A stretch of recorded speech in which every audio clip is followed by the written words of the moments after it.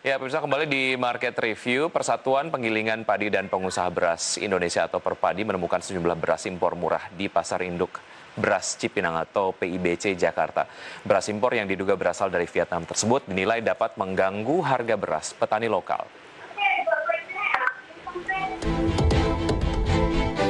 Memasuki masa panen tanaman padi, kalangan pengusaha beras yang tergabung dalam Persatuan Penggilingan Padi dan Pengusaha Beras Indonesia atau Perpadi menemukan beras impor murah di Pasar Induk Beras Cipinang, Jakarta.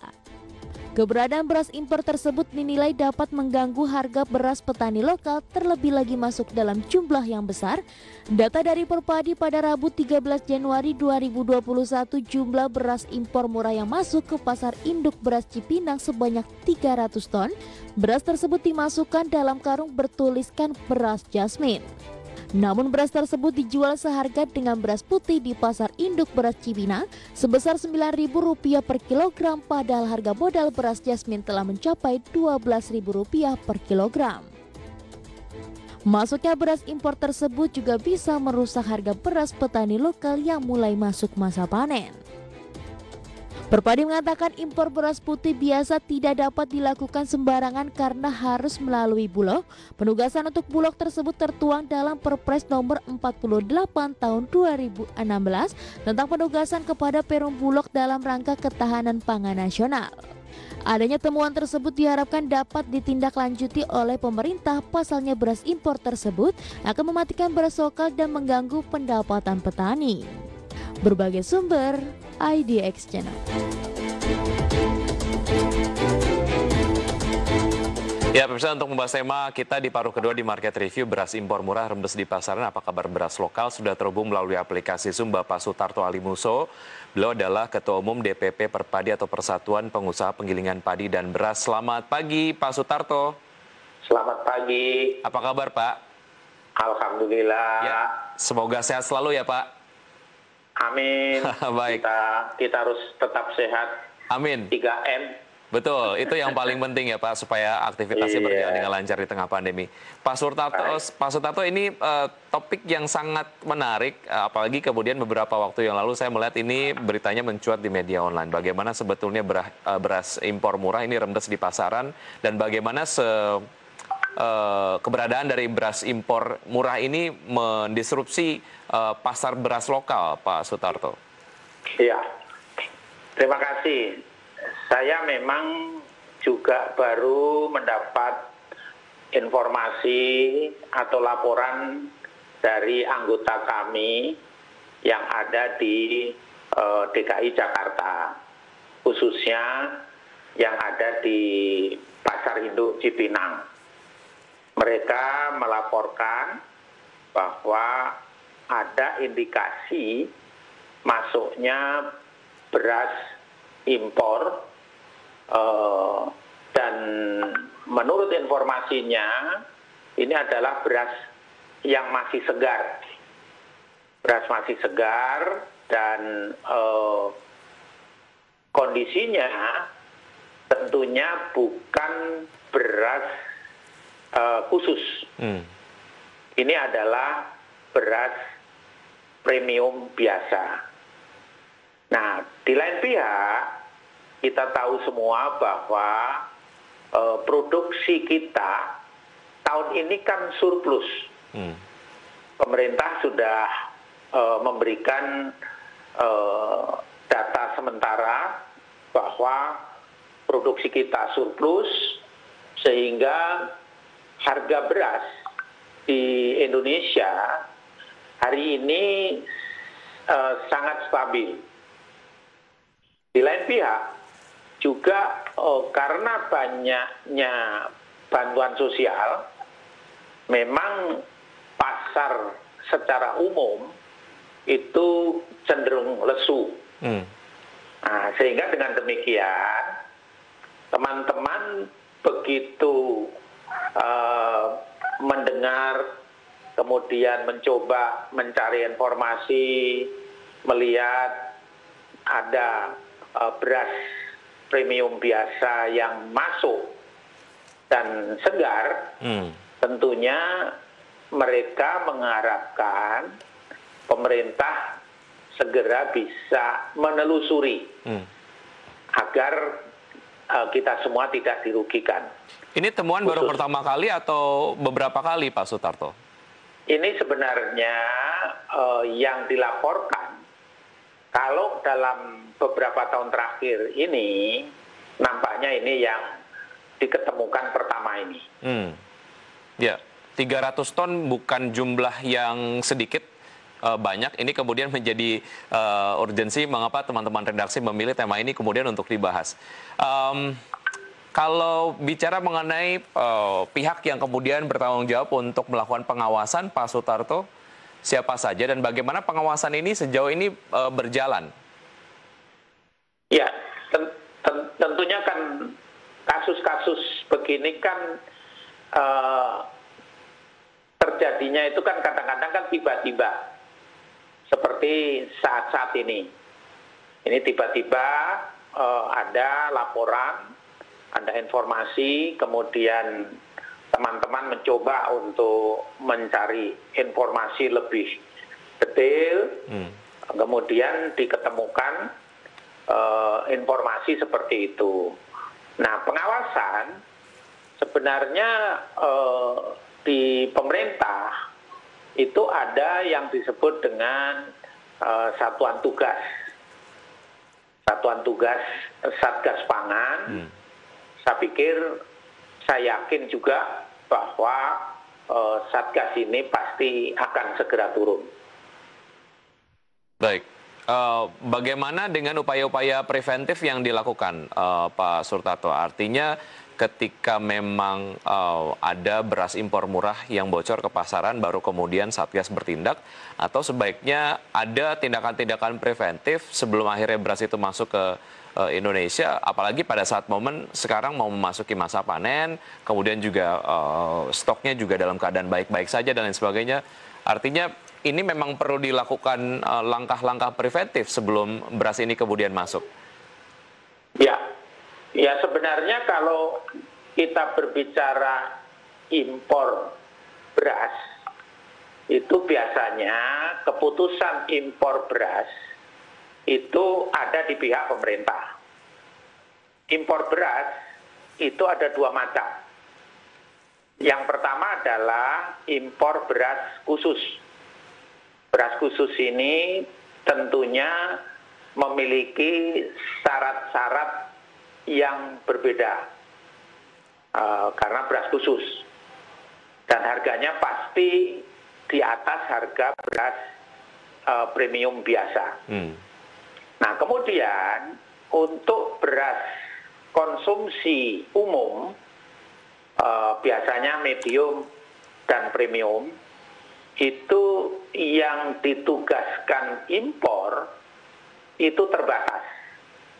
Pada dasarnya pemerintah hanya menugasi Perum Bulog sesuai dengan peraturan Presiden nomor 48 tahun 2016. Jadi tentunya karena ini yang masuk adalah bukan beras khusus, tentunya harus diikuti dari mana asalnya, siapa yang mengimpor, kemudian izin impornya kapan dikeluarkan, kemudian untuk siapa yang melakukan impor. Ini semua sebenarnya bisa diikuti secara baik. Baik, bisa ditelusuri begitu ya? Ditelusuri. Baik. Dan tentunya kita pasti banyak berhubungan dengan Kementerian Perdagangan. Pak Sutarto, apa yang miss dari sisi pengawasan sehingga keberadaan dari beras impor premium biasa yang kemudian ini banyak diproduksi oleh petani lokal gitu ya, ini bisa masuk ke Indonesia dan remes di pasaran? Apa yang miss dari sisi pengawasannya? Saya pikir jangan-jangan ini adalah modus tertentu yang dilakukan oleh pihak-pihak yang tidak bertanggung jawab. Mungkin izinnya adalah beras khusus. Kemudian mereka bisa saja, ini kalau modus ya, saya bukan mencurigai, tapi tentunya ini kan nanti perlu diselidiki. Baik. Betul. Dengan cara seperti itu kan bisa terjadi. Jadi pengawasannya ada di yang masuk itu apakah betul sesuai dengan spek yang diizinkan. Saya kira ini yang penting diamati. Masih ada satu segmen, Pak Sutarto, kita akan lanjutkan usai jeda berikut ini, dan pemirsa tetap di Market Review, usai jeda kami akan segera kembali. Baik.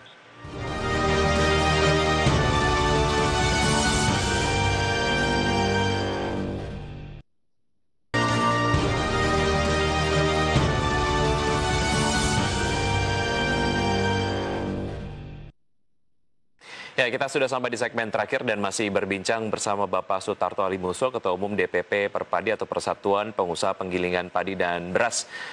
Pak Sutarto, Anda tadi kemudian meminta pihak-pihak yang kemudian bertanggung jawab lah ya, untuk melakukan penelusuran siapa saja yang kira-kira terlibat lah dalam importasi ataupun masuknya beras impor murah ke pasaran yang dapat mendisrupsi pasar beras di dalam negeri yang kemudian ini diproduksi oleh petani lokal.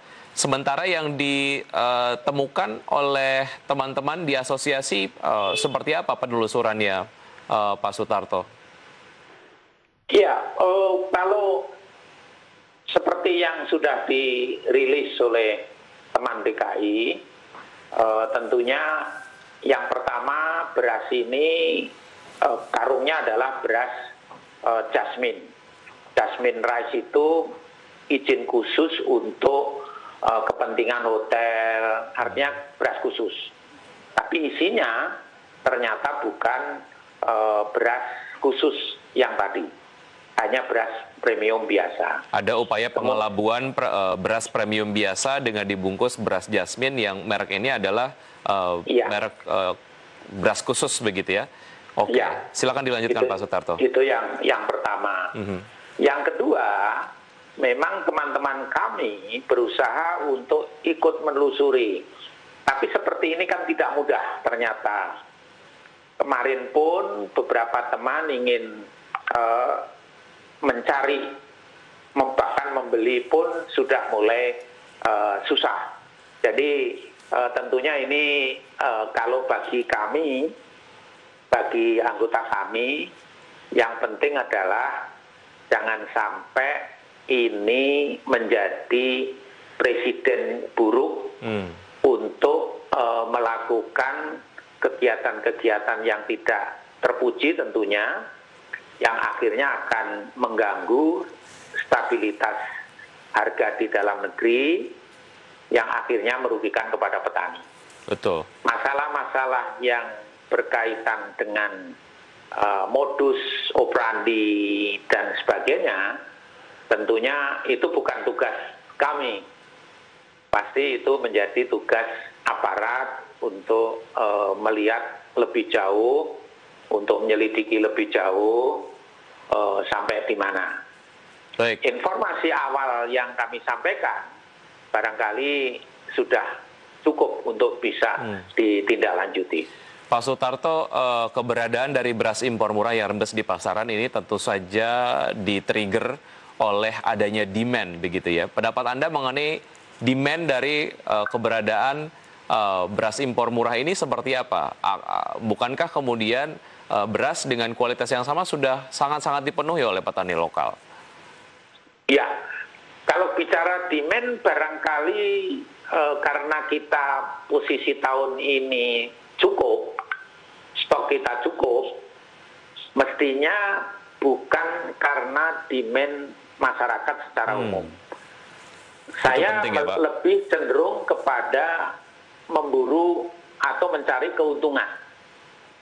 Karena dia bisa membeli lebih murah dari impor, kemudian dia menjual di Indonesia dengan harga di Indonesia. Saya kira lebih mengarah kepada mencari keuntungan. Baik. Pengawasan dan operasi pasar secara berkala, apakah ini sudah berjalan sejauh ini, Pak Sutarto? Alhamdulillah sebenarnya pemerintah sudah begitu ketatnya menerapkan HET, kemudian Satgas juga bergerak setiap saat. Saya pikir kalau kita melihat perkembangan harga 1 tahun ini, dan mungkin juga tahun lalu yang tidak ada gejolak, ini juga tentunya hasil kerja dari aparat kita yang telah bekerja bersama-sama dengan pelaku bisnis sendiri, dengan anggota kami di lapangan.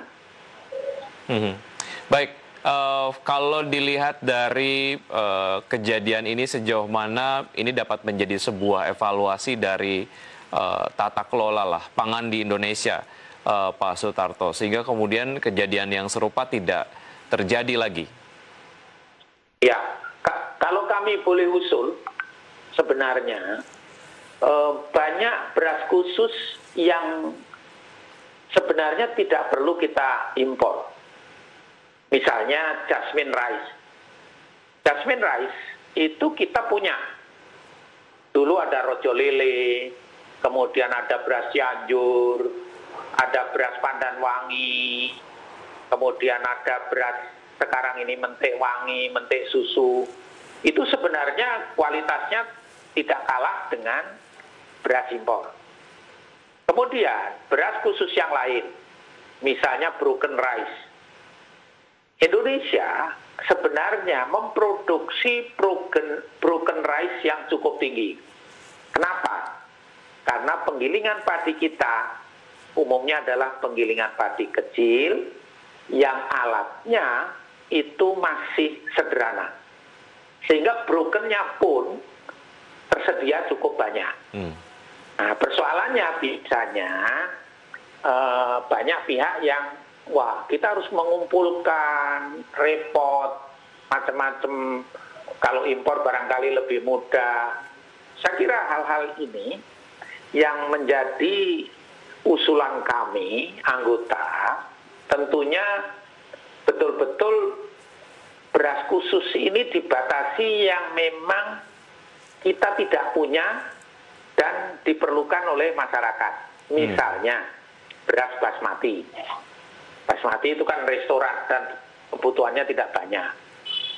Nah, itu yang mungkin perlu ditata lebih baik, sehingga mendorong produksi dalam negeri. Baik, terakhir mengenai maksimalisasi peran Satgas Pangan, Pak Sutarto dalam hal ini seperti apa ke depan? Ya, alhamdulillah sebenarnya beberapa tahun terakhir ini Satgas Pangan selalu bekerja sama dengan berbagai instansi dan juga dengan Perpadi. Kami sangat terbuka tentunya karena memang kami sendiri kan bagian dari bagaimana kita menyelamatkan pasokan beras di Indonesia supaya logistik beras ini berjalan dengan lancar. Dan kerjasama ini saya pikir kami tetap mengharapkan bisa dilanjutkan dengan baik. Baik, ya semoga apa yang kemudian terjadi baru-baru ini dapat menjadi sebuah evaluasi terhadap tata kelola pangan ataupun beras di Indonesia. Pak Sutarto, terima kasih sudah bergabung bersama kami di Market Review. Sukses selalu, sehat selalu Pak Sutarto. Terima kasih. Ya. Salam sehat. Salam sehat selalu. Dan pemirsa, sudah 1 jam saya menemani Anda dalam program Market Review. Semoga perbincangan tadi dapat memberikan inspirasi untuk Anda. Saya Wiki Adrian, undur diri. Terima kasih. Sampai jumpa.